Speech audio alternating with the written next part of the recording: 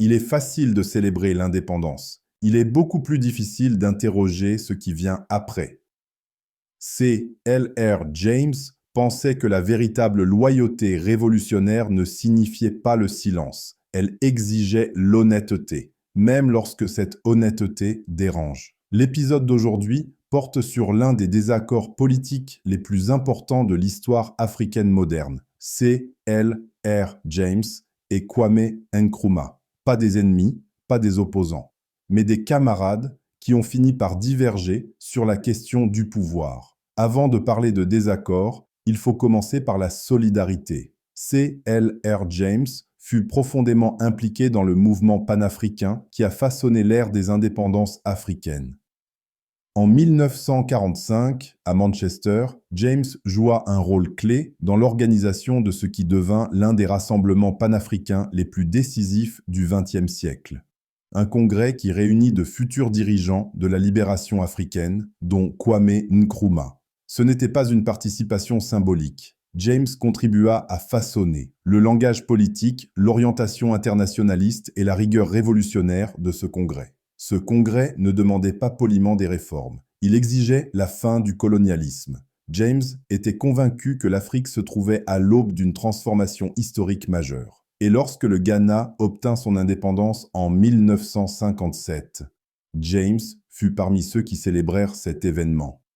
James voyait en Nkrumah un dirigeant de masse, un visionnaire panafricaniste et un symbole de la possibilité politique noire.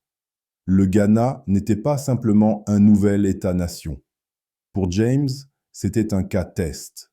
Un pays africain pouvait-il rompre réellement avec la domination impériale, mobiliser son peuple et rester profondément ancré dans la vie politique populaire? Au départ, James pensait que oui. Mais avec le temps, James commença à s'inquiéter.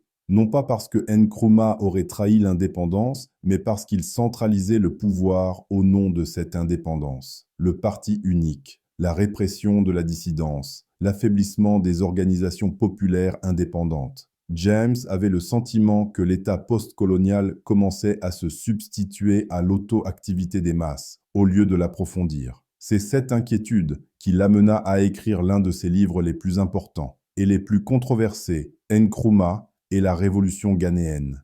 James ne niait en rien les réalisations de Nkrumah. Ce qu'il contestait, c'était l'idée que l'État puisse remplacer le peuple. Il écrivait, et ceci est essentiel, le parti devient un substitut aux masses, la direction devient un substitut au parti, et finalement, le leader devient tout. Pour James, ce n'était pas un problème propre au Ghana, c'était un danger post-colonial généralisé. Il soutenait que l'indépendance sans participation démocratique réelle devient fragile, une direction révolutionnaire sans contrôle populaire se transforme en autorité et une unité imposée d'en haut finit toujours par affaiblir la révolution. Pour James, les masses n'étaient pas un problème à gérer, elles étaient la source même de l'intelligence révolutionnaire. James rejetait l'idée selon laquelle le socialisme ou le panafricanisme pouvait être administré d'en haut. Il affirmait sans détour « Chaque cuisinier peut gouverner ». Ce n'était pas un slogan, c'était une philosophie politique. James croyait que la libération exigeait des conseils de travailleurs, des assemblées populaires, des organisations autonomes et une éducation politique permanente. À ses yeux, la tragédie était que de nombreux dirigeants post-coloniaux héritaient de l'État colonial au lieu de le démanteler. La critique de James n'était pas personnelle, elle était historique. Il avait déjà vu ce schéma dans la Révolution russe, dans l'Europe post-révolutionnaire et désormais en Afrique. Il avertissait que les révolutions échouent souvent après la victoire, pas avant. Lorsque le pouvoir se concentre, lorsque la peur remplace la confiance dans le peuple, lorsque les dirigeants oublient d'où ils viennent. Malgré ses critiques, James n'a jamais abandonné le panafricanisme. Il estimait que l'unité africaine ne pouvait pas se construire uniquement à travers des sommets présidentiels. Elle devait être sociale, démocratique et enracinée dans des mouvements populaires transnationaux. Pour James, le panafricanisme n'était pas une fédération d'États, c'était un mouvement des peuples. C.